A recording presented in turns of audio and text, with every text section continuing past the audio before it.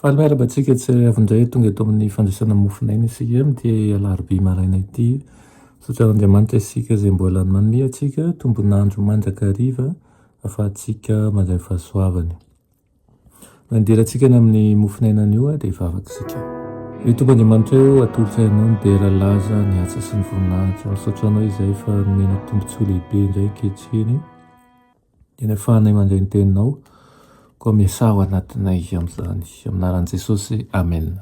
Ny teny mofinainantsika androany dia manao hoe ny fivoriam-bavaka fotoana sarobidy.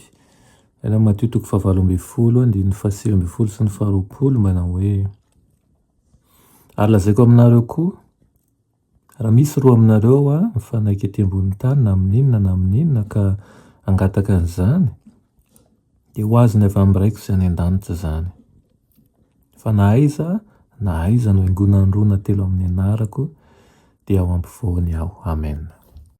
Nanome tokotoko ny Tompo fa raha misy roa izy na telo miangona amin'ny anarany dia ao afovoany izy.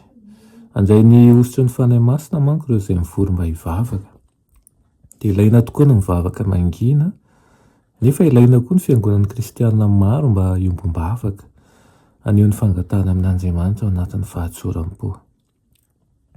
Ataovy izay rehetra azonao atao hampisokatra lalandava ny firaisan'ny fanahinao amin'i Jesosy.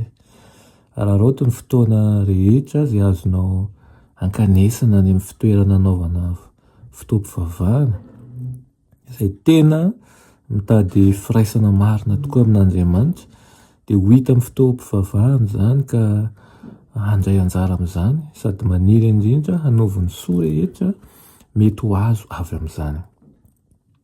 Mba hifampatanjahantsika no anton'ny fivoriantsika ireny, hifanankalozantsika hevitra ihany koa, hifampizarantsika ny fihetseham-pontsika, hanavozantsika sy fahazavana ary zotom-po avy amin'ny fifampizarana fanantenana sy ny hetaheta-po. Ary azo famelombelomana sy faherezana avy amin'ilay loharanon'ny herintsika isika amin'ny alalan'ny mivavaka mafana sy vokatra ny fo ataontsika ampinoana. Tokony ho sarobidy indrindra ireny fotoam-pivoriana ireny. Tsy mitovy ny fanamindramana ara-pivavahana ananan'ny olona rehetra, kanefa mivory izy ireo izay samy manana ny andraikiny avy ka mifampizara ny traikefa ny ampatsorana sy fanetretena. Izay rehetra tanana fiainana kristianina dia tokony efa manana ary hanana fanandramana velona vaovao sy mahaliana tokoa miaraka amin'Andriamanitra. Ireo fitsapana isan'andro, ireo tolo ireny, ireny fakapanahy sy ezaka mafy sy fandreseny ireny, ary ihany koa fiadanana sy fifaliana lehibe azo amin'ny alalan'i Jesosy, izany no mandrafitra ny fanandramana velona. Ny fizarana an'izany fanandramana izany fotsiny dia mitondra fahazavana, mitondra hery ary fahalalana ho an'ny hafa izay hanampy azy ireo ihany koa amin'ny fandrosoany ara-panahy.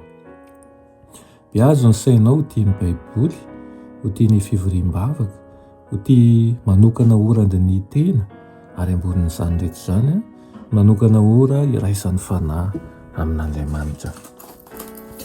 Fanahy masina ny hanampy antsika mba hatanteraka an'izany, ary ihany koa hanao loha lahara ny indrindra ny fifandraisantsika amin'Andriamanitra. Amen. Vavaka isika.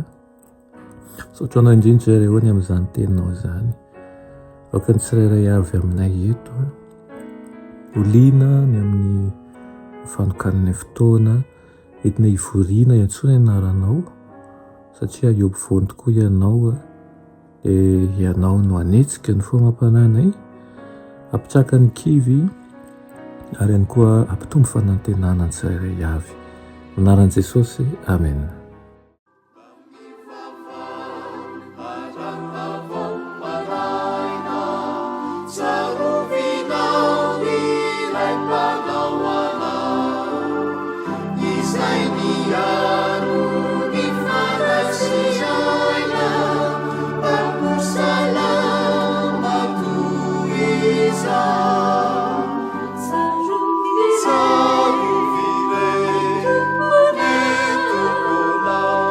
miaro